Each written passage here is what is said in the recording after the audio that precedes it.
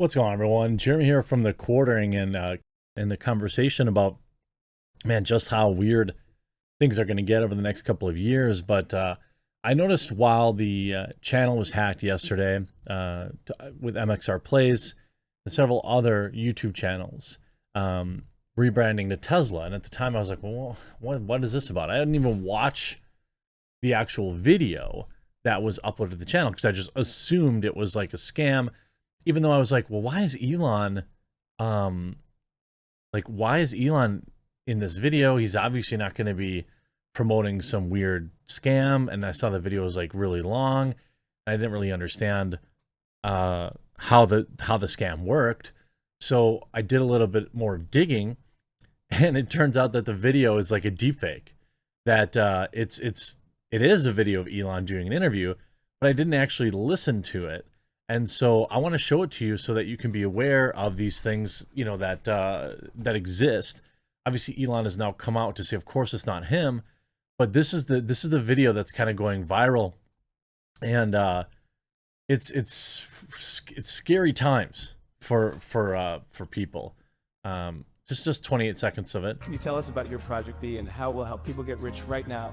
Today we get rich right now, okay? Now, here's where Elon starts talking. You can kind of see the lips aren't really, well, you'll see. Today we are launching an investment project that is working right now if you see this video. Absolutely. It's sped up weirdly. You can see the mouth is moving faster than the rest of his body. It's just weird. But like, if you were just looking at this as a glance, you know, it would be off, you know? Absolutely, everyone can earn it. Everything is very simple. You invested your money in Bitcoin for TeslaTreeBot.net is our bot, after which everyone who invested their cryptocurrency will be able to receive exactly 30% of dividends every day from the invested amount. How long will it take for dividends to arrive? I'm sure that from 3 months. Is the number of seats unlimited? Yes, absolutely. So it's like these crypto scams are crazy. Like, yeah, you could tell it's like robotic, and I don't know if you call it like a vocal fry or whatever, but like it sounds enough like him. The music in the background, I don't know if that's intended to try to make it more bizarre, but you know, the video claims that the trending platform is owned by Elon and offers 30% returns on crypto deposits. You see Elon replying, "Yikes, definitely not me." Even you see the creator of Doge saying, "Someone stupid enough to invest in that deserves to lose their money, but at the same time, these scammers deserve to spend their life in jail." Like, that's kind of the thing. Like, a lot of people said, what was it, Luna, the other day, where it just cratered and people were like, I mean, just losing their minds over, you know, going from millionaires to broke in moments. I get people saying, you know, you deserve it if you're that stupid, but also, like, I'd like to see some justice for the people that are rug pulling, the people that are running these kinds of scams. You know, you would think that maybe some of them would get caught and jailed. Like, I remember there was a time where, like, the Bitcoin community was talking about, oh, it's untraceable and this and that and this, and then the government proved that that was, like, totally not the case, and that it was entirely traceable. And you know, people, they were figuring it out, like following transfers of money. Certainly they could figure out who's running these scams.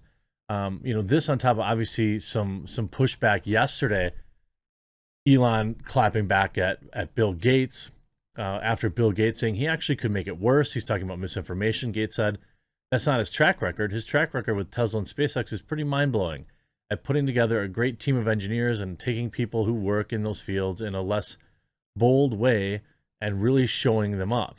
I kind of doubt that'll happen this time, but we should have an open mind and never underestimate Elon. Him saying, you know, again, Bill Gates questioned Elon Musk's intentions. The South African-born billionaire said that he's purchased Twitter is motivated primarily by his wish to restore the app to a place for free exchange of ideas, and has repeatedly said that he wants to move away from censorship and err on the side of free speech. Musk, who calls himself a free speech absolutist, has criticized Twitter's moderation policies. You know, what's his goal, Bill Gates asked. when he's asked about the openness, how does he feel about someone saying certain things, or that, other, Bill Gates is tracking people? Is that the type of things he feels should spread? Well, I mean, are you, Bill? I mean, what's up with the Bill Gates Foundation? Why is there so much money getting poured into into certain political parties, and there's some questions about that. But now also Musk says Twitter fireworks could come at the annual shareholder meeting.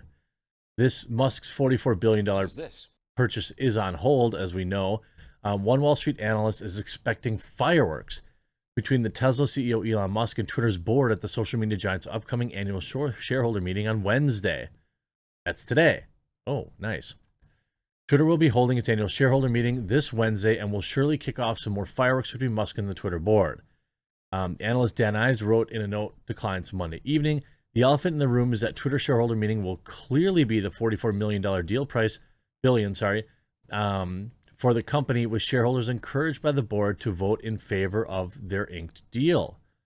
Though Twitter's board has accepted Musk's $54.20 per share offer to take the company private, the deal is now temporarily on hold as the billionaire has asked the company to show how it calculates its internal estimate that spam and fake accounts make up less than 5% of the platform's users. Musk, who has said the deal cannot move forward until transparency is given, has estimated that spam and fake accounts could make up at least 20% of the platform's users, meaning you would expect then a 15% reduction in the overall price, wouldn't you? Twitter CEO Parag Agrawal said on May 16 that it would be difficult to conduct an external review and determine the percentage of spam and fake accounts on the platform, given the critical need to use both public and private information. Well, that hasn't really stopped a lot of news outlets from talking about how, Joe Biden's got a huge chunk of fake accounts, and Trump had so many fake accounts, and I assume that you could probably come to agreement on a certain number, don't you think? And figure it out. Certainly, he's looking to get get a cheaper price on the deal. You see, Twitter's chief tries staying the course as Elon Musk upends plans. Parag Agrawal, Twitter's chief executive, is grappling with a takeover where nobody would want to be in those shoes. At a virtual meeting for Twitter executives last week, Parag admitted that he was exhausted. Mr. Agrawal, Twitter's chief executive, had spent the past 6 weeks steering the company through the $44 billion sale to Elon Musk, the world's richest person. Some employees were revolting openly against their new owner, who had criticized the social media services and its executives. Others were upset that Mr. Agrawal's recent corporate shakeups, and Mr. Musk likely appeared to force Parag from his job. Yeah, I would say he probably did force him from his job, to be honest with you. At the meeting, Mr. Agrawal was raw about Twitter's issues and the hurricane of attention over the Musk deal. Two people with knowledge of the event said, but he also conveyed a sense of acceptance of the situation and said that he would move forward with his plans for the company, they said. Mr. Agrawal touched on areas that he said were key to improve upon. Twitter's core product, the company's depth of technology, that business, free speech across the platform, and importantly, what leadership looks like. Some executives left the meeting energized, people said. Well, I mean, it's probably the best he could do given the circumstances. I mean, I guess, goodie for him, I suppose. I don't really know what else he was supposed to do. But I do know that Alexandria Ocasio-Cortez wants to get rid of her Tesla. Why? Elon Musk. Well, certainly there are other electric options out there that you're free to purchase. They're not as good, but they exist. Alexandria Ocasio-Cortez says she wants to get rid of her Tesla. Oh no. I mean, I don't know how will she live without her Tesla? I can't imagine living in a Tesla-less world if you're Alexandria Ocasio-Cortez. At the time, it was the only EV that could get me from New York to Washington. One was like, and 1.5 charges, she said. I would love to switch. The only battery-operated vehicles that made domestically by unionized workers are the Chevrolet Bolt, awful.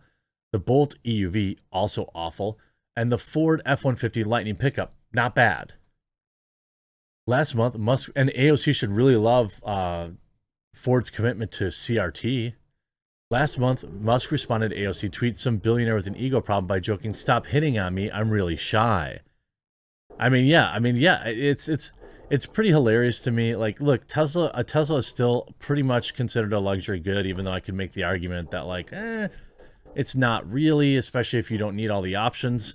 But it's still a $30,000-$40,000 car. That's just the way it is. So it's gonna be interesting to see if she gives hers up. I'm still waiting for mine from Sneak, the voice actor Snake from Metal Gear. By the way, we've got our cold brew in stock over at coffeebrandcoffee.com, along with 6 delicious roasts of coffee, 3 hot cocos, and a brand new hat. Today, we only have 69 available at the time of filming this, so I don't know how long they're going to last, but we've got the hat. And maybe if we'll try to order more, but we'll see how they go. I hope you enjoyed this video. I hope you'll support coffeebrandcoffee.com, and we'll talk to you again real soon.